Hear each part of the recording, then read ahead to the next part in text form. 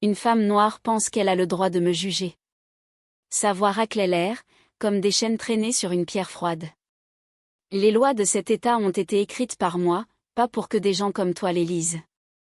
Jonathan Bryant, un policier blanc, enragé, bête nourrie par l'insigne et le privilège, hurlait maintenant au milieu de la salle d'audience.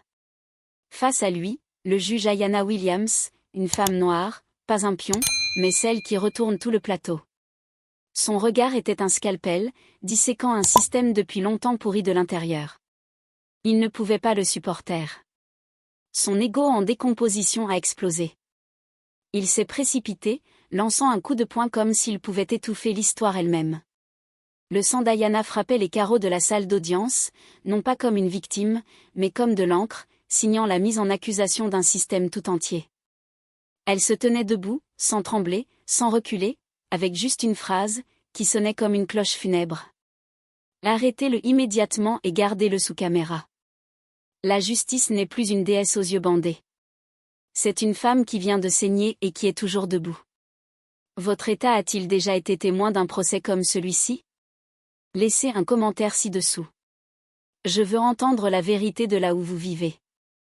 Le matin à Atlanta avait commencé avec une lumière du soleil qui n'était pas trop dure, mais assez forte pour faire rayonner les vieilles briques rouges à l'extérieur du palais de justice du comté de Fulton. À l'intérieur, l'horloge murale indiquait 8h45, l'heure typique à laquelle les affaires civiles doivent commencer par des formalités de routine. Mais ce matin-là, la salle d'audience numéro 3 ne semblait routinière à personne. La juge Ayanna Williams fit son entrée dans sa longue robe noire. Son expression était calme, son regard inébranlable. Elle avait traversé de nombreuses épreuves tendues auparavant, mais celle-ci était différente. En face d'elle, l'officier de chambre Jonathan Bryant, accompagné de son avocat. Ses doigts étaient entrelacés, son dos penché nonchalamment contre la chaise. Il portait un sourire suffisant et sûr de lui, le genre de sourire que porte un homme qui sait que le système le protège toujours. Bryant n'était pas un policier ordinaire. Il avait été impliqué dans au moins 4 incidents de recours excessif à la force et 2 affaires à caractère racial, avec preuves évidentes. Pourtant, il s'en était toujours sorti indemne. Les rapports internes disparaissaient. Les témoins changeaient d'avis, les histoires variaient. Les enquêteurs ne disaient rien.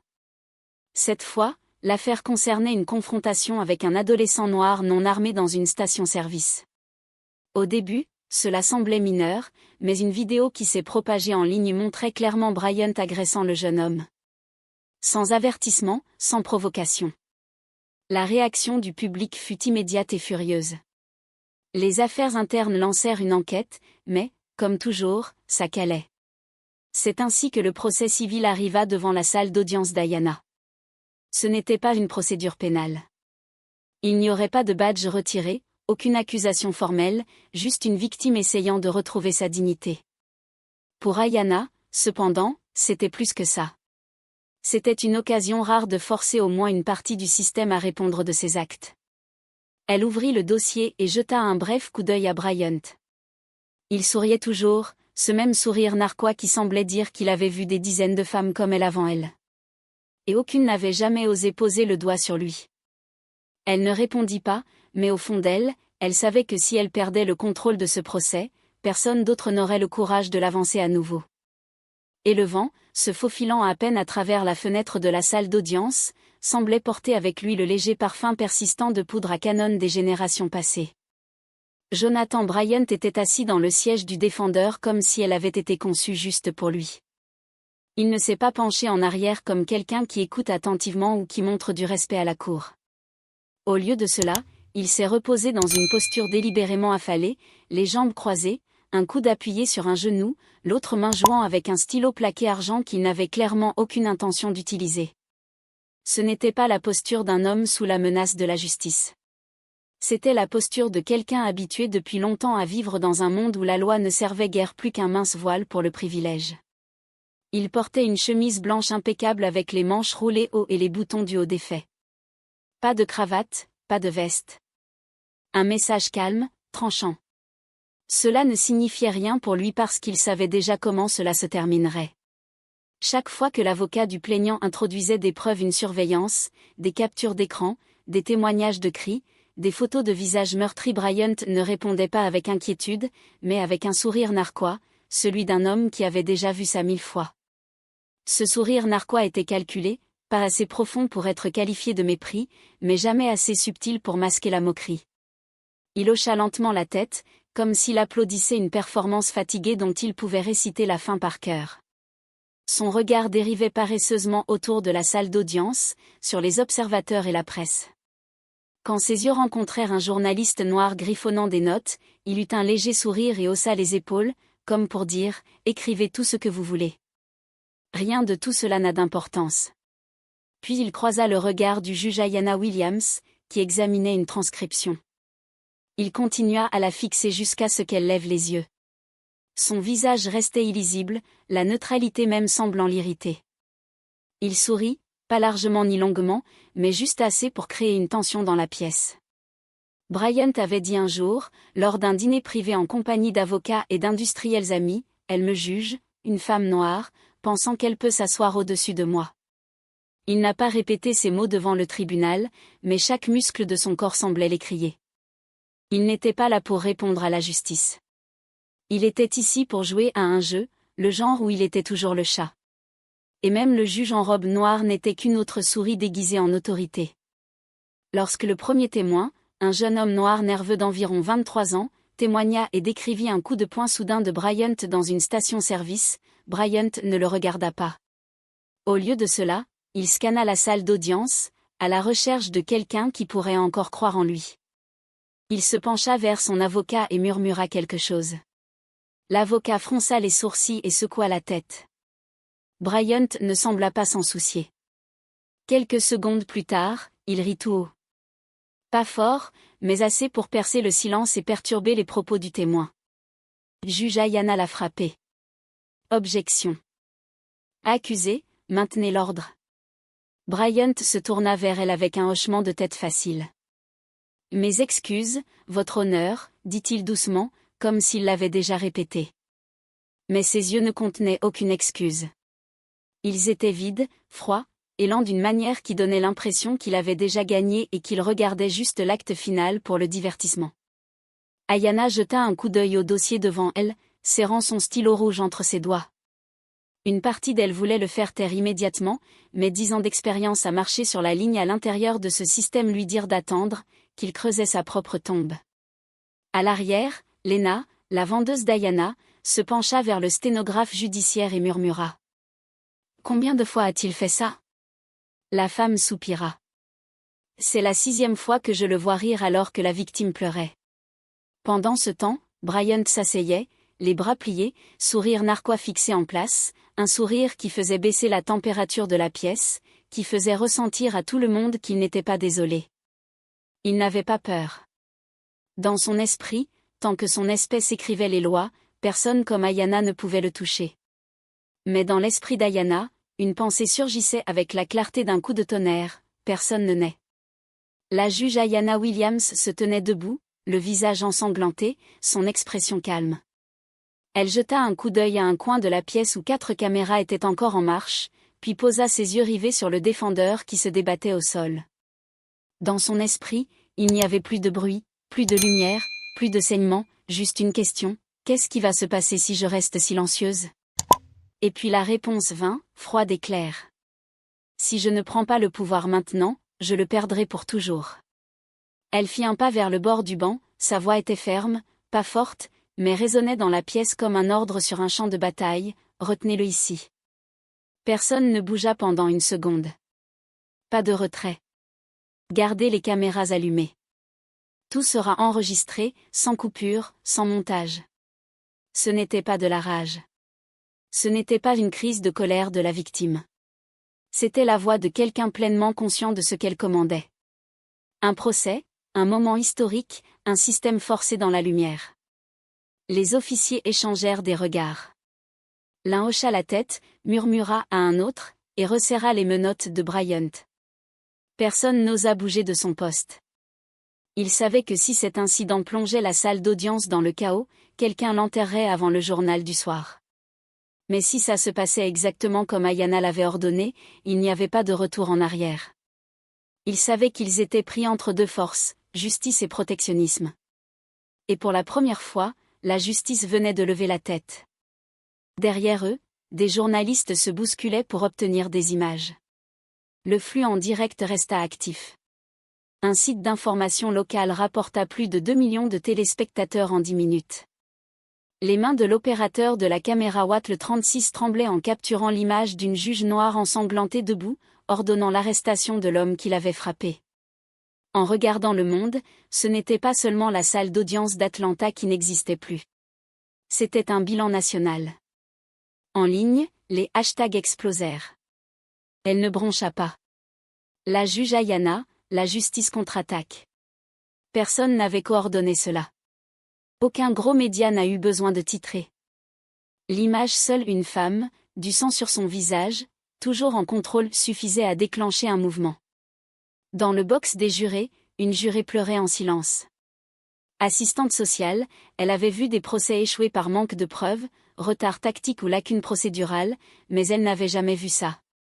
Une juge frappée est toujours dans son siège. Pas de garde du corps, pas de discours émotionnels, une seule commande, et le système avait écouté. De son coin, Lena serra plus fort sa tablette. Ses yeux n'avaient pas quitté Ayanna une seule fois. Elle réalisa que c'était le moment qui redéfinissait pourquoi elle avait choisi la loi. Pas pour le statut, ni pour la stabilité, mais parce qu'elle avait toujours rêvé du jour où des gens comme Ayanna ne seraient pas privés de pouvoir juste pour faire la bonne chose. Ayanna ne regardait personne en particulier. Elle ne cherchait pas l'approbation. Elle savait ce qui s'était passé. Ce qui s'était passé ne pouvait pas être annulé, et ne devait pas l'être. Ce coup de poing n'était pas seulement dirigé contre elle. C'était destiné à tous ceux qui croyaient encore que le système pouvait se réformer lui-même. Elle leva sa voix, pas forte, mais une voix que personne n'osait interrompre. Personne n'osa raconter une autre histoire. Aucune ombre n'était assez sombre pour cacher son image, debout. Une juge avait été agressée dans sa propre salle d'audience. Mais qu'est-ce que le pays n'oublierait pas? Qu'elle avait continué à présider la cour, dans son propre sang. Pas par fierté, mais pour quelque chose de plus grand. Parce que si elle tombait aujourd'hui, la justice serait appelée autrement demain, et elle ne laisserait jamais cela arriver. 14 ans, quelques minutes après le coup fatal, des vidéos sous de multiples angles inondèrent les réseaux sociaux. Images de la salle d'audience, flux d'actualité locale en direct, et même un clip téléphonique enregistré secrètement par un jeune reporter au dernier rang se combinèrent dans une tempête qui s'étendit comme une traînée de poudre dans une forêt sèche. Sur Twitter, le hashtag Ayanna Attaque atteignit 1 million de mentions en seulement 90 minutes. De nouveaux programmes d'information à travers le pays interrompirent leur diffusion avec des mises à jour en direct. CNN brandissait une banderole rouge, « Officier agresse un juge dans une salle d'audience ». Fox News opta pour un titre plus subtil, « Viol affrontement au tribunal, le juge a-t-il provoqué ?» Même les médias neutres ne pouvaient ignorer cette histoire. Les réseaux sociaux devinrent un champ de bataille où chacun choisissait un camp, sans place pour la zone grise. Les partisans d'Ayanna la qualifièrent de torche de la justice, une femme qui s'était levée dans le sang pour maintenir la loi en vie. Ils partagèrent des images d'elle debout après le coup de poing, du sang sur son visage, mais les yeux constants. Les messages affluèrent, « Nous avons besoin de plus d'Ayanna dans ce système ». Ce n'était pas seulement un acte de courage. C'était une déclaration. Un juge fédéral à la retraite déclara, 32 ans sur le banc, et je n'ai jamais vu quelqu'un rester calme comme ça. C'est un courage d'un genre rare. Mais l'opposition réagit tout aussi rapidement. Ils diffusèrent des images granuleuses coupées et rejouées d'Ayanna regardant froidement avant que Bryant ne craque. Ils publièrent un compte anonyme, « C'est drôle comment tant de caméras ont capturé ce moment, hein ?» D'autres déterrèrent ces vieilles citations d'époque où elle était avocate de la défense, prônant la réforme de la police, l'accusant de partialité de longue date. Au sein des institutions publiques, l'ambiance était tendue. Une réunion d'urgence du Conseil judiciaire de l'État se tint, où certains membres suggérèrent qu'Ayanna devrait se retirer temporairement pour calmer la réaction du public. Un procureur de haut rang téléphona même au greffier du tribunal pour s'enquérir de l'état mental d'Ayanna, une enquête voilée visant à la forcer à prendre un congé. Mais toutes les tentatives se heurtèrent à un fait indéniable, Ayanna ne céda pas. En fait, elle devint un symbole médiatique que personne ne pouvait ignorer. Entre-temps, plus profondément dans le système, des forces silencieuses commencèrent à s'agiter. Une réunion à huis clos eut lieu au bureau du procureur général de l'État. L'ordre du jour officiel était l'examen de la crise médiatique liée au judiciaire, mais le véritable objectif était de trouver des moyens d'enterrer l'histoire sans susciter de nouvelles réactions négatives. Un membre suggéra de réexaminer le casier judiciaire d'Ayana pour un éventuel passé d'inconduite. Un autre proposa de changer le récit en poussant une affaire brûlante, un meurtre, un tir, tout ce qui était assez gros pour noyer cette vague. Au département de police municipale, confusion et anxiété se profilèrent. Certains officiers craignaient que cela ne déclenche une enquête complète sur d'anciennes plaintes balayées sous le tapis. L'un d'eux dit sans détour, si elle gagne ça, tout le département sera traîné en pleine lumière. Un sergent parlant anonymement à la presse admit, on avait entendu des choses à propos de Bryant, mais personne ne pensait qu'il craquerait au tribunal. Si le système ne le protège pas maintenant, il pourrait faire tomber les autres avec lui. Lena, l'assistante du tribunal, reçut des dizaines d'appels de journalistes, mais les refusa tous. Elle connaissait tous les mots qui pourraient être détournés pour nuire à Ayana. Mais il y avait une chose qu'elle fit, elle envoya les images non montées de la salle d'audience à 3 grandes rédactions, accompagnées d'une note, pas de montage, pas de coupure, pas de musique. Laissez le public voir exactement ce qui s'est passé. Un petit acte, mais un coup direct à ceux qui tentaient de contrôler le récit depuis l'ombre. Ayana resta silencieuse. Pas de déclaration publique, pas d'apparition télévisée, pas d'interview. Elle se présentait au tribunal tous les jours à l'heure, l'échymose sur son visage encore visible, laissée à découvert. Elle voulait que les gens voient les véritables conséquences et la véritable endurance. Pour elle, ce n'était pas une histoire personnelle. C'était un système avec son masque arraché. Ton aigu. Et le reste ? Enfilé hocha la tête, évitant le contact visuel. Toute la journée avant 10h12 et après 10h18 est intacte. De 9h à 10h12, c'est complet. À partir de 10h19, c'est également possible. Seulement ce segment est entièrement vide. L'atmosphère de la pièce devint lourde. Ayana se pencha en avant, les mains sur le bureau, les yeux fixés sur l'homme en sueur. Pensez-vous que c'est une coïncidence ? Don déglutit difficilement. Je ne peux pas dire que je peux, déclara fermement Ayana. J'ai présidé des centaines d'affaires de cybercriminalité. Aucun disque dur ne supprime sélectivement les 6 minutes cruciales sans intervention humaine. Elle se leva et se dirigea vers la fenêtre. À l'extérieur, une voiture de police sortit de la grille. Elle se souvint des essais de médicaments passés où des preuves avaient été perdues ou des témoins clés étaient devenus inaccessibles. Elle reconnut ces tactiques et ce sentiment quand la vérité est étouffée dans des pièces censées la soutenir. L'aube resta immobile, la sueur lui frappant le front. Il avait résisté à 4 juges en chef et à de nombreux scandales techniques, mais jamais quelqu'un ne l'avait regardé dans les yeux et dit « Je sais que la vidéo a été supprimée. » Quelqu'un d'autre a accès au système, sans qu'il. Seulement moi et 2 techniciens, mais s'il y a un ordre administratif urgent des supérieurs, je n'ai aucun contrôle, admis Don. Ayana se tut. Elle n'avait pas besoin de plus de clarification. Ses supérieurs gardaient toujours leurs mains propres, mais leurs empreintes digitales étaient indubitables, fichiers manquants, caméras commodément désactivées, et des problèmes logiciels qui savaient juste quand agir. De retour à son bureau, elle signa l'accusé de réception du rapport d'incident. En le rendant à Don, elle le regarda droit dans les yeux. Je ne demanderai pas qui a donné l'ordre. N'oubliez pas, si cette vidéo a déjà existé, elle est toujours quelque part. Don ne répondit pas. Il rassembla ses papiers, les mains tremblantes, et partit sans un mot. Ayana s'assit, le dos appuyé contre la chaise en bois froide, pressant sa colonne vertébrale. Elle ferma les yeux brièvement, puis les ouvrit résolument. L'homme avait baissé la tête. Elle comprit que ces images avaient été délibérément effacées. Lena n'était pas quelqu'un qui se faisait remarquer dans le système judiciaire. Calme, parlant rarement en réunion, souvent oubliée par les juges supérieurs. Mais Ayana avait toujours remarqué que le silence de Lena n'était pas une soumission. C'était une attitude attentive, observatrice, attendant le bon moment. Cette nuit-là, alors que d'autres quittaient le palais de justice sous le choc du coup de poing de Bryant, Lena prit une action inestimable bien que non désirée, elle sauvegarda toutes les données originales des caméras de sécurité. Les serveurs internes du tribunal conservaient la vidéo pendant 72 heures avant un écrasement automatique. Lena le savait. Revenant pour récupérer un fichier qu'Ayanna avait oublié, elle remarqua que la porte de la salle des serveurs avait son voyant lumineux clignotant lentement.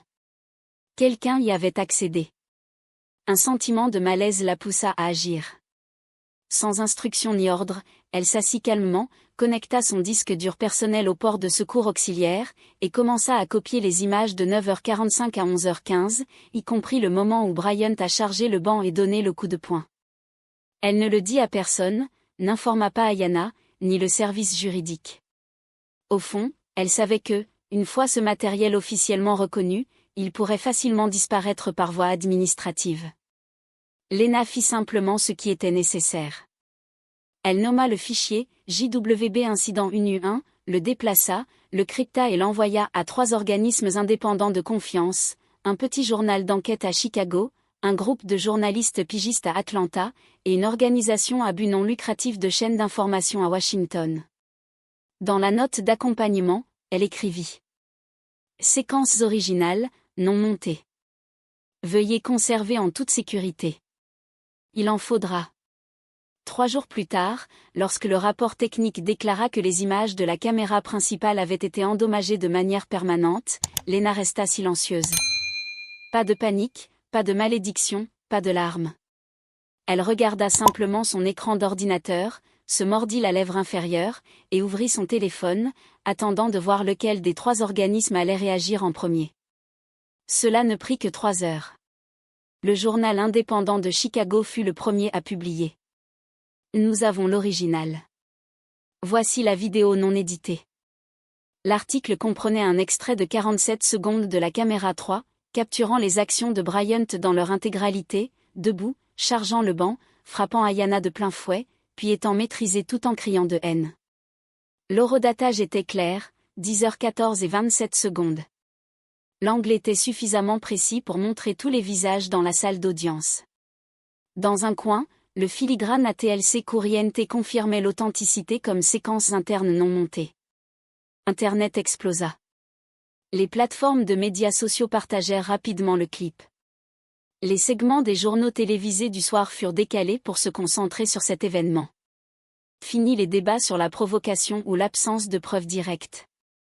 La vérité fut mise à nu avec une clarté indéniable, un juge avait été agressé, une caméra délibérément désactivée, et maintenant une copie prouvait que le système avait tenté de cacher cet échec. Ayanna reçut la nouvelle par SMS. Une autre assistante du tribunal frappa à sa porte en urgence, déclarant: Juge, le clip original a été libéré. Source inconnue. Elle ne dit rien. Elle savait que la seule personne capable d'agir rapidement, discrètement et sagement avec le courage requis, c'était Lena. Quand Lena entra dans le bureau, ses yeux étaient légèrement ombragés mais elle restait composée. Ayanna ne l'interrogea pas. Elle la regarda avec une profonde gratitude. Aucun mot n'était nécessaire. Elle se comprenait.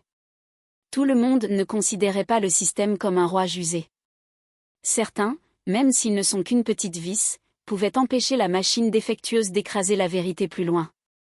Pour la première fois en des années, Ayanna réalisa que le pouvoir n'était pas vain. Le message arriva alors qu'Ayanna bouclait sa ceinture de sécurité, prête à sortir du garage. Son téléphone vibra une fois. Sur l'écran, un message. Vous pensez survivre à un punch? Regarde derrière toi. Pas d'expéditeur, pas de numéro, pas de données traçables. Une seule ligne, mais suffisante pour la calmer. Elle n'était pas du genre à paniquer. Des années sur le terrain avaient forgé ses nerfs d'acier. Mais les réflexes étaient une chose, le frisson dans son dos en était une autre. Et aujourd'hui, ce froid ne venait pas d'une ecchymose encore visible sur sa joue. Il venait de cette secousse familière quand l'instinct crie, ce n'est pas une menace enfantine. Elle resta immobile quelques secondes, puis relut le message pour confirmer que c'était réel. Un coup de poing pouvait être une violence personnelle, mais sans trace de message, C'était la signature de quelque chose d'autre, une organisation, un système, un pouvoir. Quelqu'un envoyait un signal. Vous avez enfreint les règles. Et quiconque l'avait envoyé n'était pas pressé. Une phrase, sans emphase ni répétition, comme s'il savait qu'une seule suffirait à la hanter toute la journée. Quand elle arriva au bureau, elle essaya de se connecter à son compte bancaire pour effectuer un transfert de frais juridiques pour un témoin clé dans l'affaire Bryant. Erreur d'écran. 1 minute plus tard, un appel de la banque. Nous avons détecté une connexion depuis un endroit inconnu. Nous avons temporairement verrouillé votre compte pour votre sécurité. Elle demanda l'adresse. La voix hésita. Je suis désolée, nous ne sommes pas autorisés. Ayanna coupa la voix de l'interlocuteur comme un marteau. Alors qui est ? Répondre immédiatement, mais à l'intérieur, quelque chose s'enflammait. Ni rage, ni vengeance. Une lente lumière brûlante, celle qui vous donne la raison de continuer. Une raison non trouvée en droit, en justice ou en carrière.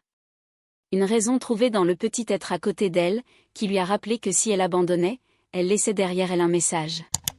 Parfois, être à droite, elle avait presque fait un pas en arrière. Cette nuit-là, elle avait presque écrit la demande de congé, prête à tout remettre à quelqu'un de plus adapté. Mais assise ici, avec Zara, elle a compris que si elle marchait, cet enfant grandirait dans un monde sans miroir. Personne pour lui montrer que quelqu'un s'est levé, même quand ça faisait mal. Personne ne peut prouver que certaines mères choisissent le risque, non pas pour la gloire, mais parce que c'est la bonne chose à faire. Ayanna embrassa le front de sa fille et murmura, « Je te promets. Peu importe ce qui arrive, je serai la première à parler. » Zara ne dit rien, elle serra juste la main de sa mère un peu plus fort. Cette petite prise était une chose non dite, un serment, et Ayanna sut alors qu'elle avait été sauvée. Ni par la loi, ni par les preuves, ni par des caméras, mais par une question d'un enfant qui ne savait pas encore épeler le mot justice. Elle se leva et retourna à son bureau, ouvrit le dossier Bryant, et pour la première fois, sa main ne tremblait pas. Le visage de l'officier sur la photo ne la faisait plus se sentir petite, parce que maintenant, elle n'était pas seule face à la loi. Derrière elle, elle avait une paire de jeunes yeux qui regardaient, apprenant à devenir une personne. Et si c'était le seul héritage qu'elle laissait à Zara ? Pas un titre, pas un diplôme, pas un projecteur, alors il serait suffisant. Parce que si être mère signifie protéger votre enfant, alors parfois le courage lui-même est le mur le plus solide que vous puissiez construire entre votre enfant et le monde cruel qui l'entoure. Tard un soir, baignée dans le froid éclat bleu de l'écran de son ordinateur portable, Ayanna était assise immobile devant une liste dense d'incidents passés impliquant Jonathan Bryant. Lena avait réussi à extraire des rapports de la base de données régionale, des documents qui n'avaient jamais été rendus publics, des cas enterrés dans la zone grise entre les notes administratives et les procédures pénales, souvent rejetés comme manque de motifs pour aller plus loin dans l'enquête. La liste était plus longue qu'Ayanna ne s'y attendait. La plupart étaient des plaintes civiles, pétitions personnelles ou rapports internes classés sous le prétexte d'un manque de main-d'œuvre. Mais un nom, une entrée silencieuse, gelait l'air autour d'elle, Isaiah Carter. Ses yeux étaient fixés sur ce nom, hypnotisés. Le résumé apparut. Une arrestation sans mandat en 2003 au centre-ville de Monroe. La victime avait été détenue pendant 48 heures pour ne pas avoir obéi aux ordres de la police. Le rapport déclarait vaguement que la personne arrêtée était peu coopérative, menaçante verbalement, et que la retenue était requise pour garantir la sécurité publique. Aucune accusation n'a été portée. Aucune blessure n'a été enregistrée dans les documents officiels. Mais Ayanna savait mieux que n'importe quel langage bureaucratique ne pourrait l'admettre qu'il s'agissait d'une arrestation injustifiée. Le père, George Carter, l'homme qu'elle respectait par-dessus tout, n'avait jamais partagé les détails de cette nuit. Il avait seulement dit, « Certains jours, il t'arrête juste parce que tu es au mauvais endroit, ma fille. » Elle était trop jeune pour comprendre à l'époque. Mais ses yeux, profonds, fatigués, froids, étaient restés avec elle tout au long de son enfance. Elle avait toujours pensé que le passé s'était installé, qu'elle s'était élevée au-dessus de l'humiliation que la génération de son père avait endurée. Et pourtant, maintenant, en regardant l'écran froid, la vérité a traîné une lame de mémoire et l'a conduite directement dans sa poitrine. Elle ouvrit le rapport complet. Des lignes administratives sans émotion défilaient à l'écran. Pas de signe clair d'inconduite de la part de l'agent. La victime avait montré un comportement non conforme, traité conformément aux mesures d'intervention d'urgence du protocole. Une signature se démarquait, J. Bryant, alors officier débutant. Une autre note indiquait, a aidé à la contention sur la scène. Aucune faute signalée. Ayanna se laissa retomber sur sa chaise comme si elle avait reçu un coup au cœur. Elle relut le nom, non pas comme un juge, mais en tant que fille, Bryant. Lui. L'homme qui l'avait frappé en audience publique. Celui qui souriait à la justice. L'homme longtemps protégé par un système. Et maintenant, le même homme qui avait autrefois épinglé son père contre le capot d'une voiture, tout comme la société avait écrasé la dignité d'homme noir décent simplement parce qu'il refusait de rester silencieux. Elle se souvenait de la nuit où son père était rentré à la maison, chemise déchirée, visage gonflé, yeux injectés de sang, mais toujours souriant quand il la vit l'attendre. Il n'avait rien dit, la serrant juste fort dans ses bras. Ce n'est que plus tard qu'elle comprit que ce sourire était son bouclier, cachant la honte, masquant la blessure que la société lui avait gravée dans le dos. Et maintenant, après avoir été frappée au tribunal elle-même, du sang sur son visage, la dignité mise à l'épreuve, Ayanna comprenait enfin l'impuissance qu'il avait ressentie. Un cercle fermé, une tragédie répétée. Elle se leva, alla vers l'étagère, et sortit un vieil album photo. Le jeune Isaiah Carter la regardait, yeux doux, posture droite, tenant une casquette en tissu délavé, un homme sans dossier criminel, aucune infraction. Un père qui lui avait dit, si tu veux changer ta vie, respecte la loi, mais ne laisse personne se tenir sur toi.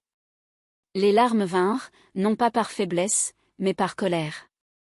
Au fond, elle n'en avait plus rien à faire. Cela l'avait rendue froide. Froid jusqu'aux os.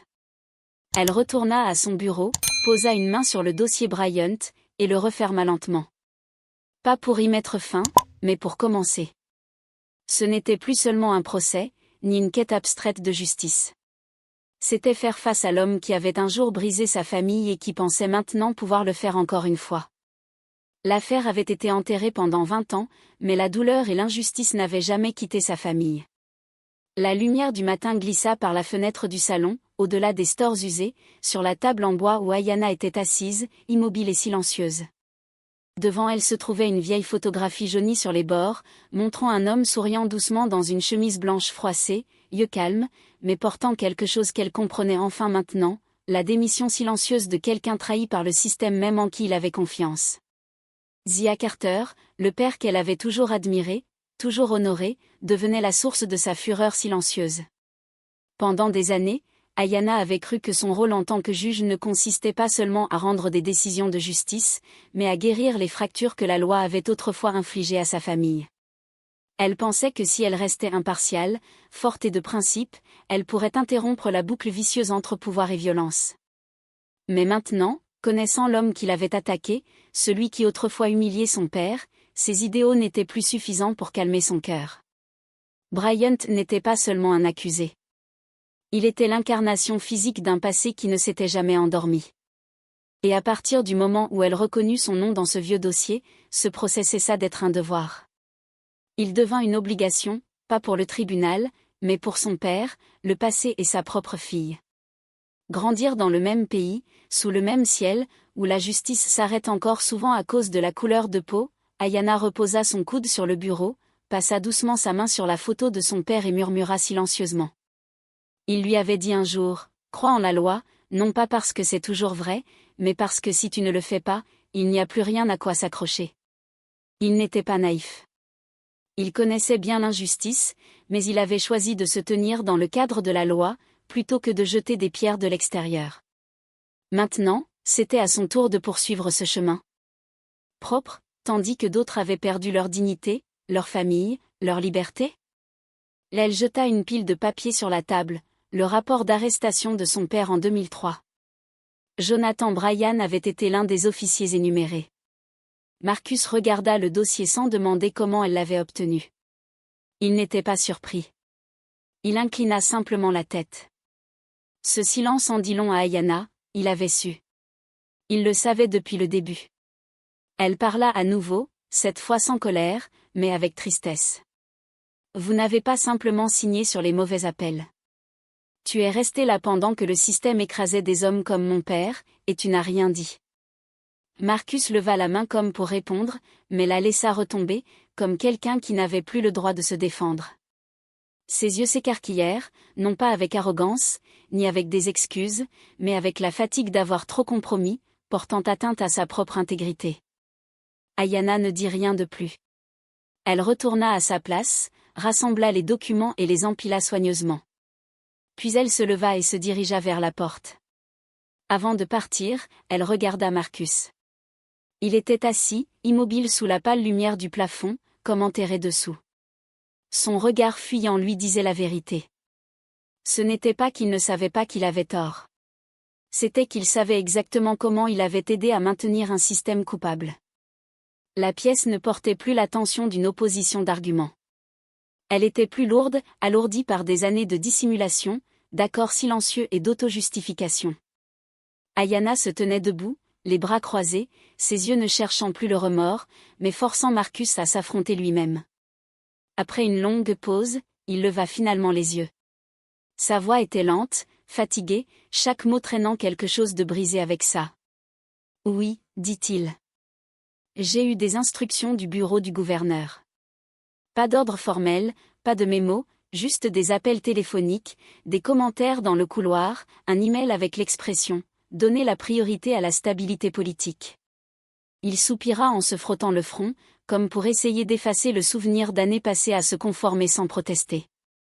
Bryant, il n'était pas seulement un flic. Il était une pièce sur l'échiquier. Dans la plupart des moments volatiles où les manifestations remplissaient les rues, ils avaient besoin d'hommes qui feraient le sale boulot mais porteraient toujours l'uniforme. Ayanna ne dit rien.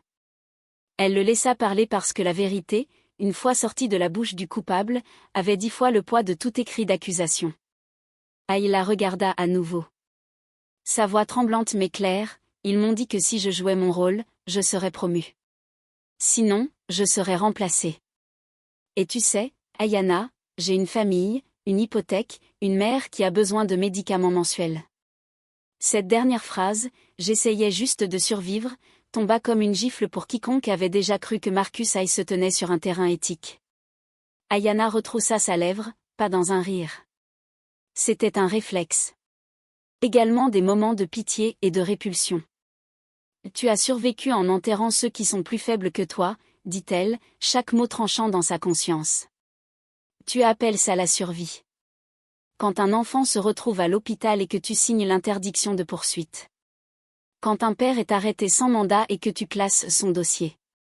Quand un juge, autrefois debout à côté, est attaqué en public et que tu bloques tout le processus. Marcus baissa la tête, ses mains serrèrent les bords de la table, ses veines remontant visiblement. Il ne dit rien de plus. Aucun argument.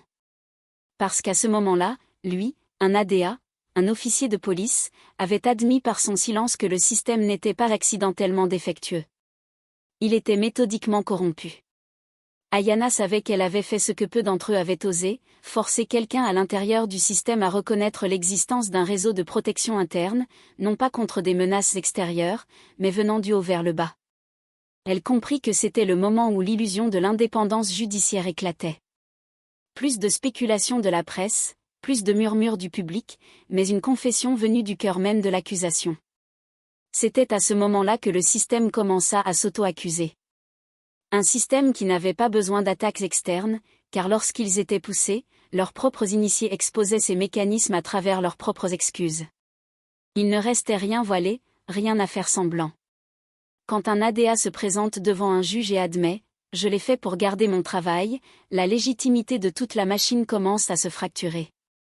Ayanna se redressa.